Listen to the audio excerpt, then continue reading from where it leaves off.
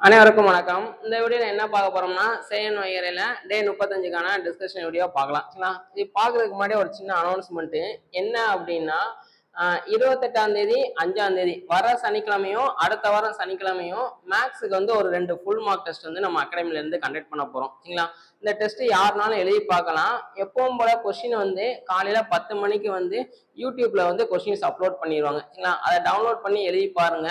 Evening வந்து ஒரு 7 மணிக்கு வந்து டிஸ்கஷன் வீடியோ அப்லோட் பண்ணுவாங்க. அதுல வந்து ஆன்சர் கீ இருக்கும், அதை வந்து கரெக்ட் பண்ணி பாருங்க. சரிங்களா?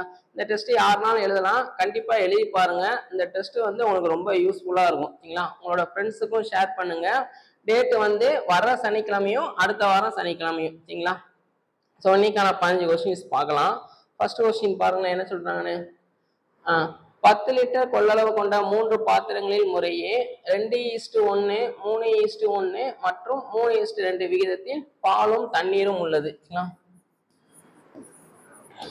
பாலும் தண்ணீரும் என்ன விகிதத்துல இருக்குன்னா 2:1, 3:1, 3:2 என்ற விகிதத்தில் உள்ளது. 3 பாத்திரங்களில் உள்ள கலவைகள் அனைத்தையும் ஒரு பெரிய பாத்திரத்தில் ஊற்றப்படுகிறது எனில் பெரிய பாத்திரத்தில் உள்ள கலவையில் பால் மற்றும் தண்ணீரின் விகிதம்.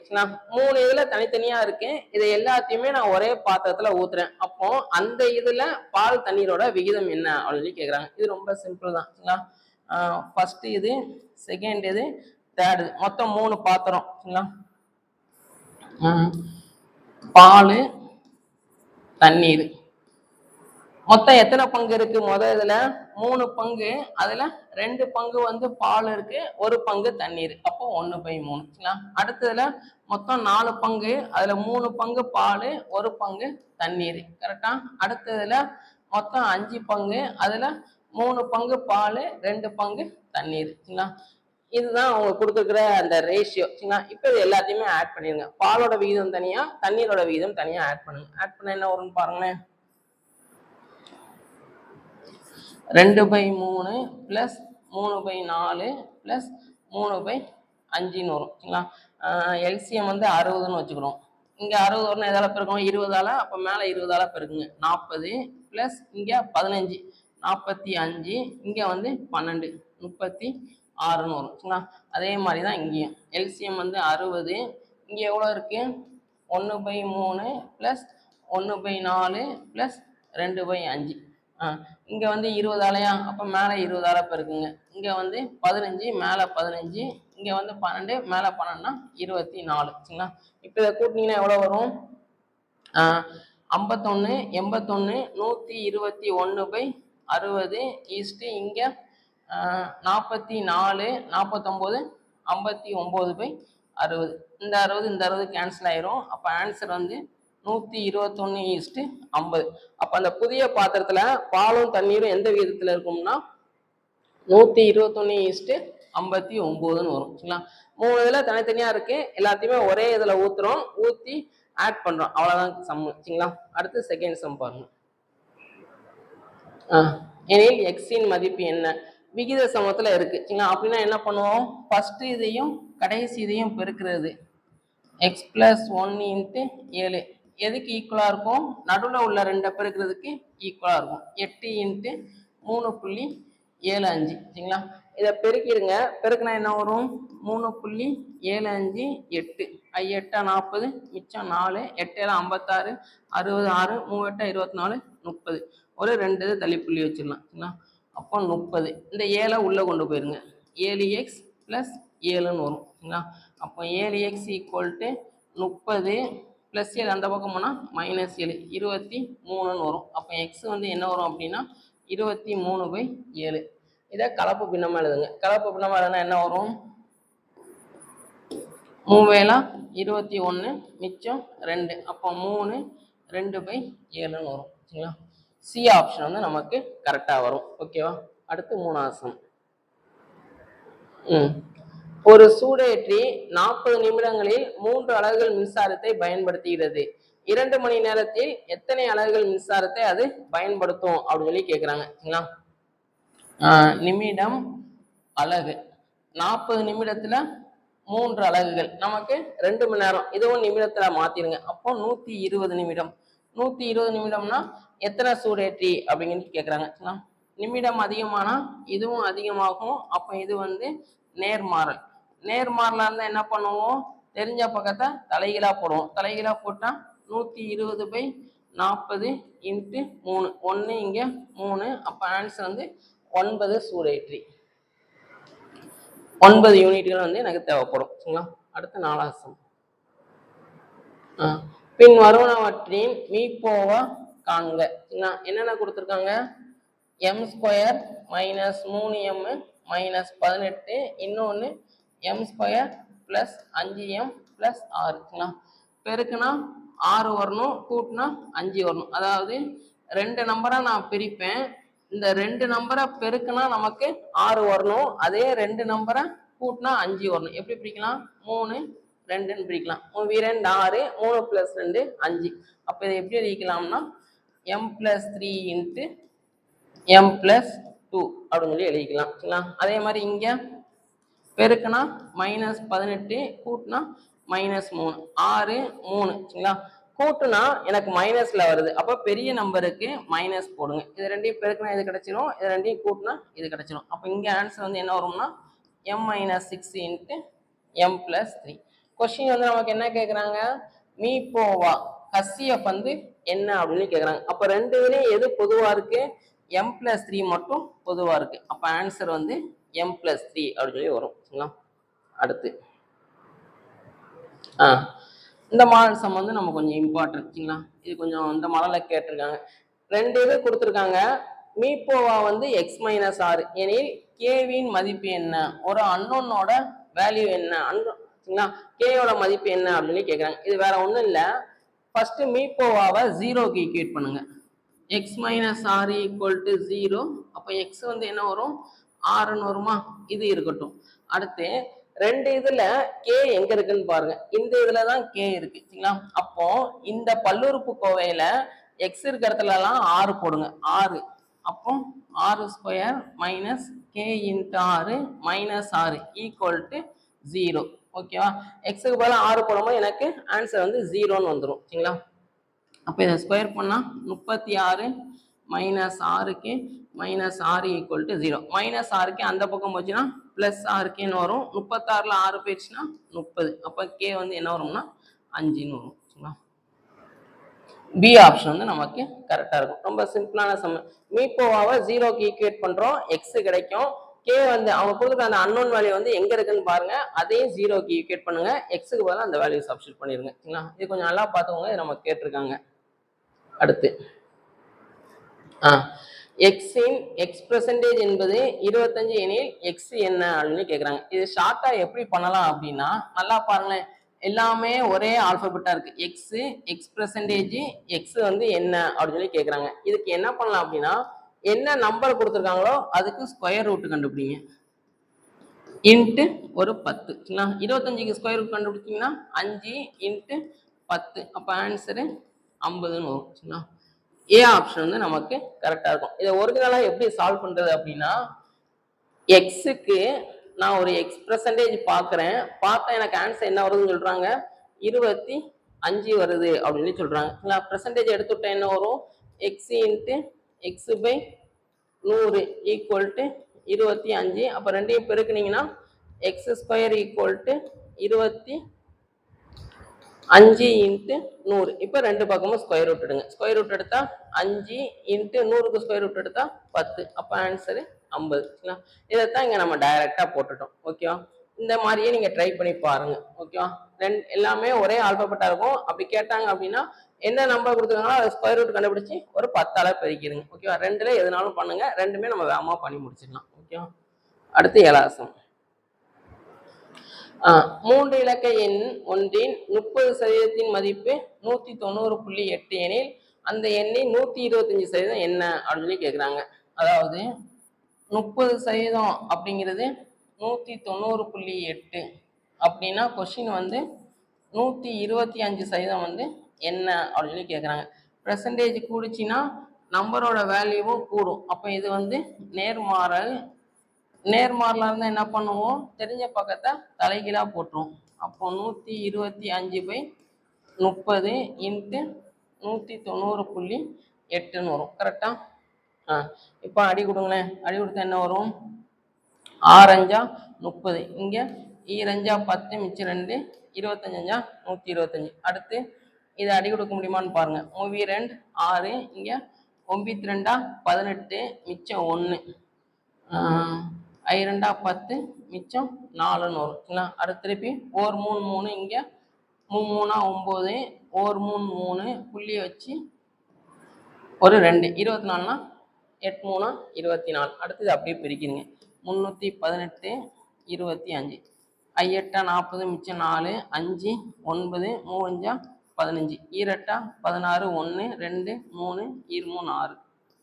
அப்போ 0 5 9 7 31.8னால உங்களுக்குள்ள ஒரு புள்ளி வச்சுக்கோங்க. 795ன்னு வரும்.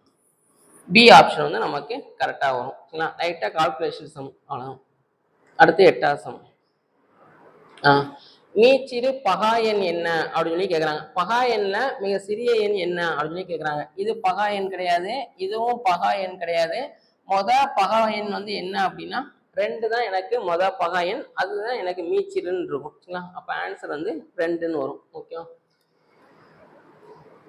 அடுத்து வேறுபட்ட நிலைகள் கீழே கொடுக்கப்பட்டுள்ளன எனில் எண் 1 என்ற பக்கத்திற்கு எதிர்பக்கம் எந்த எண் வரக்கூடும் அப்படின்னு சொல்லி கேட்குறாங்க. சரிங்களா? இப்போ 1 அப்படிங்கிறது நமக்கு இங்கே தான் இருக்கு. அப்போ இந்த டைஸை நான் கண்டிப்பா எடுத்தாகணும். சரிங்களா? இதை எடுத்துக்கோங்க. இப்போ இதையும் பாருங்களேன். இந்த 2ல எது பொதுவா இருக்கு? இதுலயும் 2 இருக்கு, இதுலயும் 2 இருக்கு, இதுலயும் 3 இருக்கு, இதுலயும் 3 இருக்கு. அப்போ 1க்கு எதிர்பக்கம் என்ன இருக்கு அப்படின்னா 4ன்னு வரும். சரிங்களா? சி ஆப்ஷன் வந்து நமக்கு கரெக்டா இருக்கும். ஓகே. வேணாம், இப்போ இதை 2ஐயும் எடுத்து பாருங்களேன். இதை 2ஐயும் எடுத்தா இந்த 2ல எது பொதுவா இருக்கு? நமக்கு 2 பொதுவா இருக்கா? 2 எழுதிட்டு கடிகார திசையில எழுதுங்க. கடிகார திசையில எழுதுனா என்ன வரும்? 6 4. அடுத்து இங்க 2 எழுதிக்கோங்க. 2 எழுதிட்டு கடிகார திசையில எழுதுங்களேன். கடிகார திசையில எழுதுனா என்ன வரும்? 3 1. அப்போ 1ஓட எதிர்பக்கம் வந்து என்ன இருக்கு அப்படின்னா 4ன்னு வரும். 3ஓட எதிர்பக்கம் 6, 6ஓட எதிர்பக்கம் 3. சரிங்களா? இப்படியும் பார்க்கலாம். ஃபர்ஸ்ட் இதையும் 3ஆவதையும் கம்பேர் பண்ணா 2 ஃபேஸ் ஒரே மாதிரி இருக்கு. அப்போ இன்னொரு ஃபேஸ் தான் எனக்கு எதிர்பக்கம். சரிங்களா?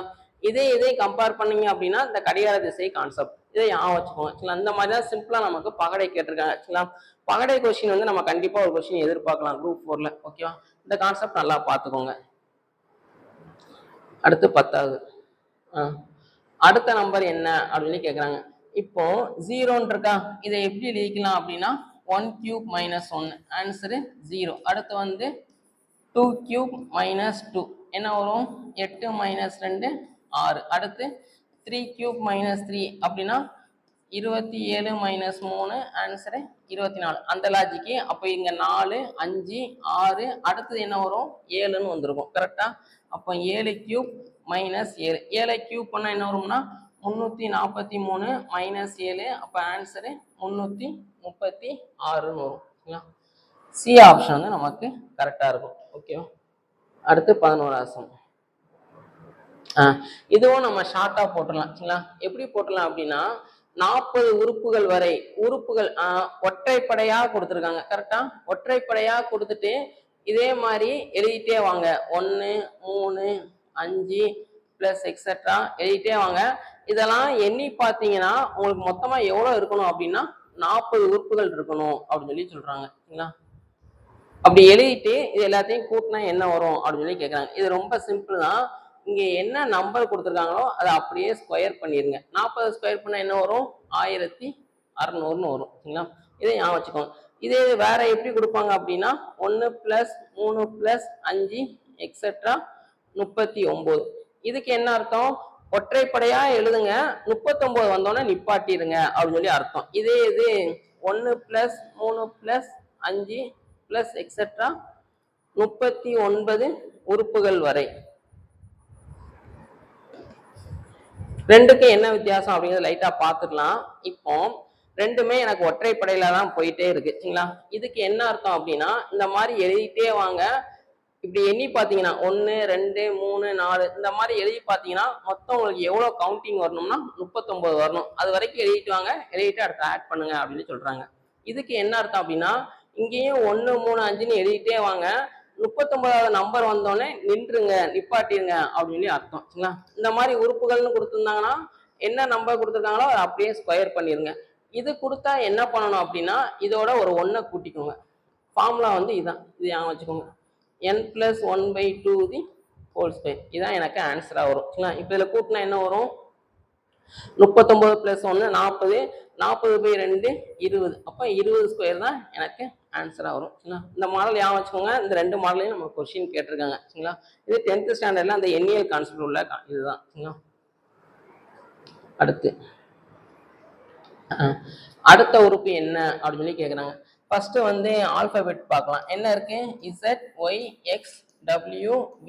அடுத்து என்ன வரும்னா யூன்னு வரும். கரெக்டா? ரிவர்ஸ்ல அப்படியே எழுதிட்டே வராங்க. அப்போ நடுவில் எல்லா இடத்துலையும் யூ தான் இருக்கு, இது மட்டும் வராது. சரிங்களா?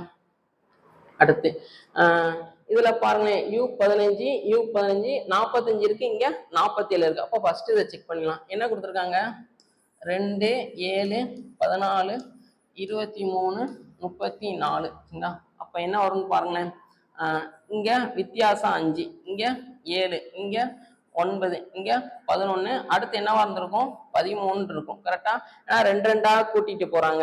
2 2ஆ தான் கூட்டிட்டு போறாங்க. பகா என்ன எனக்கு போல. கரெக்டா? 2 2ஆ கூட்டிட்டு போறாங்க. அப்போ இது ரெண்டையும் கூட்டினா என்ன வரும்னா 47ன்னு வரும். இப்போ ஆன்சர் வந்து 47 U15 அப்படின்னு சொல்லி வரும். சரிங்களா?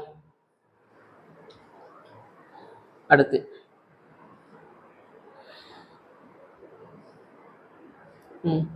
ஏ ஒரு வேலையை 12 நாட்களில் முடிப்பார். பி என்பவர் ஏயை விட 60% திறமையானவர். அப்போ ஏ வந்து 100% திறமை இருந்துச்சு அப்படின்னா பிக்கு வந்து எவ்வளவு சதவீதம் திறமை இருக்கும்னா 160% வந்து எனக்கு திறமை இருக்கும். 100% 12 நாள் அப்படின்னா 160% வந்து நமக்கு என்ன அப்படின்னு கேட்குறாங்க. கரெக்டா? அதே வேலையை பி எத்தனை நாட்களில் முடிப்பார்? அப்போ திறமை கூடிச்சு அப்படின்னா வேலையை முடிக்கிற நாள் வந்து எனக்கு என்னவாகும்னா கம்மியாகும். அப்போ இது வந்து எதிர்மாறல். எதிர்மாறலா இருந்தால் என்ன பண்ணுவோம்? தெரிஞ்ச பக்கத்தை அப்படியே வச்சுக்கிடுவோம். 100/160 × 12. 1 0 1 0, 4 4 16, 3 4 12, 2 இங்க 5. அப்போ 15/2. ஆன்சரு 7 1/2 அல்லது 7.5. 7 1/2. டி ஆப்ஷன் வந்து நமக்கு கரெக்டா வரும். சரிங்களா? அடுத்து 14வது மீச்சிமா வந்து என்ன அப்படின்னு சொல்லி கேட்குறாங்க. சரிங்களா? ஃபர்ஸ்ட் இந்த ஆல்பபெட்டை மட்டும் எடுத்துக்கணும். என்னென்ன இருக்கு? ஏ, பி, சி. எல்சிஎம் கேட்குறாங்க. லீஸ்ட், அப்போ ஆப்போசிட் பவர்ல வந்து ஹையஸ்ட் எடுக்கணும். ஏ பவர்ல எது ஹையஸ்டா இருக்கு? 3, பி பவர்ல 2, சி அப்படியே வரும். அப்போ A³ B² C அது இருக்கிற மாதிரி இருக்கான்னு பார்த்தா ஒரே ஒரு ஆப்ஷன் தான் நமக்கு இருக்கு. சரிங்களா? ஆனால் நம்பருக்கு செக் பண்ணி பார்த்துக்கலாம். நம்பருக்கு செக் பண்ண என்ன வரும்? 9 12 3 போட்டிங்கன்னா 3 3 9, 4 3 12ன்னு வரும். இதுக்கப்புறம் பொதுவாக எதுவும் போகாது. அப்போ 3 4 12, 12 3 36ன்னு வரும். சரிங்களா? இங்கே தப்பா இருக்கு, 9 வந்து எக்ஸ்ட்ரா இருக்கு, இது வராது. சரிங்களா? அப்போ ஆன்சர் வந்து 36 A³ B² Cன்னு வரும். சரிங்களா? 369 இருந்துச்சு, 9 நமக்கு வராது. எல்சிஎம் வந்து 36ன்னு வரும். சரிங்களா? அடுத்து மீப்போமா திருப்பி வந்து எல்சிஎம் வந்து நமக்கு என்ன அப்படின்னு சொல்லி கேட்குறாங்க. சரிங்களா? வேரியபிள் என்னென்ன இருக்கு? X, y. எல்சிஎம் கேட்குறாங்க. லீஸ்ட், அப்போ பவர்ல ஹையஸ்ட் எடுக்கணும். எக்ஸ் பவர்ல எது ஹையஸ்டா இருக்கு? 3. ஒய் பவர்ல எது ஹையஸ்டா இருக்கு? 2ன்னு இருக்கும். அப்போ x³ y². x³ y² இருக்கிற மாதிரி இருக்கான்னு பார்த்தா ஒரே ஒரு ஆப்ஷன் தான் இருக்கு. நம்பருக்கு செக் பண்ணிடலாம். 4 8 4ஆல போட்டால் 1 2. அப்போ எல்சிஎம் வந்து நம்பருக்கு பார்க்கும்போது 8 8 x³ y². ஸோ இன்னைக்கு 15 கொஸ்டின்ஸ் பார்த்துருப்போம். இன்னைக்கு பார்த்ததுல வந்து இந்த கான்செப்ட் வந்து கொஞ்சம் இம்பார்ட்டன்ட். சரிங்களா? இந்த மாதிரி கான்செப்ட்லாம் நம்ம கொஞ்சம் இம்பார்ட்டன்ட், இது நல்லா பார்த்துக்கோங்க. மற்றபடி அந்த விடுபட்ட எண் அதெல்லாம் கொஞ்சம் ஈஸி தான். சரிங்களா? இது கொஞ்சம் பார்த்துக்கோங்க. இந்த மாதிரிலாம் கொஸ்டின்ஸ் நம்ம கேட்டிருக்காங்க. அதே மாதிரி டெஸ்ட் வந்து ஞாபகம் வச்சுக்கோங்க. இந்த வாரம் சனிக்கிழமையும் அடுத்த வாரம் சனிக்கிழமையும் சரிங்களா? இப்பவே படிக்க ஆரம்பிச்சுங்க. ரிவிஷன் எதுவும் பண்ணணும் அப்படின்னா ரிவிஷனை ஸ்டார்ட் பண்ணிடுங்க. டெஸ்ட் கண்டிப்பா எழுதி பாருங்க. இந்த டெஸ்ட் கண்டிப்பா உங்களுக்கு யூஸ்ஃபுல்லா இருக்கும். சரிங்களா? நாளைக்கு அடுத்த 15 கொஸ்டின்ஸ் பார்க்கலாம். தேங்க்யூ.